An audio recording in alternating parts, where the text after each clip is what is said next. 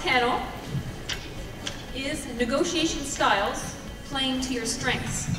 She's an adjunct professor at Osgoode Hall Law School and has been a visiting professor at the University of Western Ontario for 2 years, and most recently was the first James MacLeod Scholar. She's published extensively on mediation, arbitration, power and negotiation, pitfalls of collaborative law, restorative justice, and dispute resolution processes. So you really do want to be conscious of your own choice of language.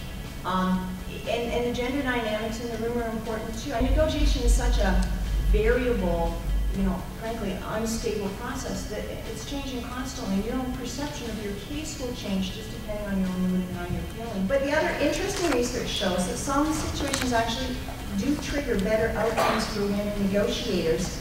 And this is particularly if you're negotiating on behalf of someone else. How does the gender factor play into the negotiation process? Good question, and it really does.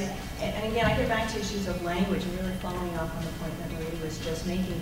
If it's true that women have a tendency to use more self-deprecating language or more equivocating terms, then one could interpret that as a lack of confidence. Right? The breakdown is of all the meaning that's conveyed in communication, only 7% comes from the actual words we use. I'd like to thank our panel members. Hopefully you enjoyed the panel and you got some tips as to how to deal with negotiation and arbitration.